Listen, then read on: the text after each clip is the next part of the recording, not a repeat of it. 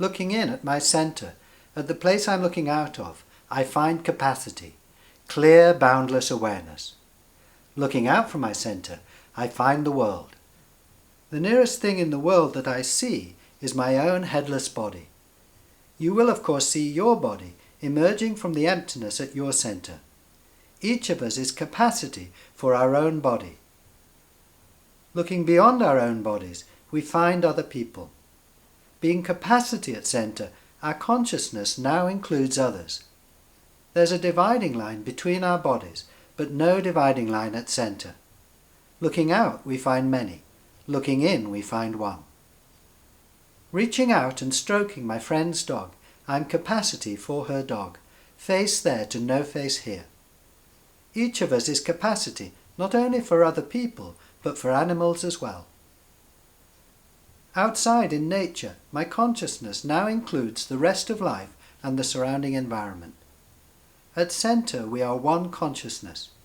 Looking out from this consciousness, we find the whole world is within us, from this individual human body of ours to the furthest galaxy.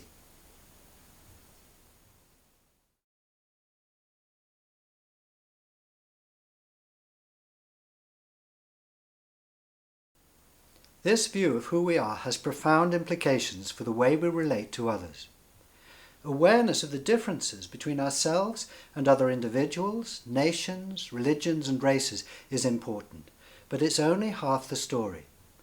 If this divided way of seeing ourselves is the only way we see ourselves, then it's not surprising if we experience fear, greed, hatred and conflict.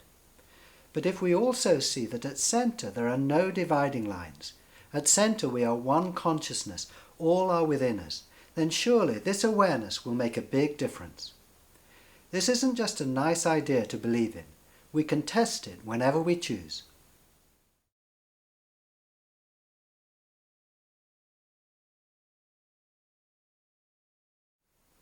So the question is, are we going to settle only for a half-truth that divides us and leads so easily to conflict? Or are we going to welcome the whole truth, the truth that all our differences are contained within this one consciousness at our center? The future of the world, its peace and its health, may well depend on whether we say yes or no to the whole of ourselves, to who we really are. In the remaining part of Part 3, I'm going to guide you through 2 more experiments. In the first, we'll see if our inner self is distant and therefore separate from anything. In the second, we'll observe whether we're looking out of 2 human eyes or 1 divine eye.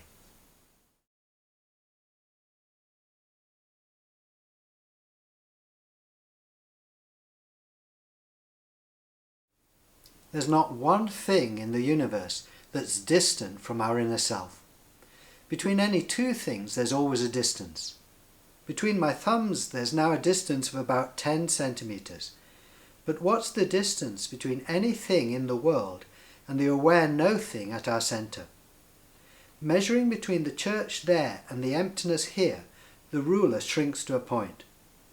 Not only that, there's nothing here at center to measure from, to attach this end of the ruler to. The church there is right here, no distance away. Everything is right here, within this boundless awareness at our center.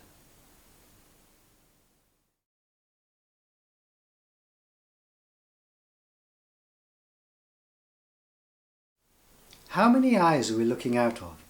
For you I've got 2, but for me I've got 1. A single eye that's wider than the world.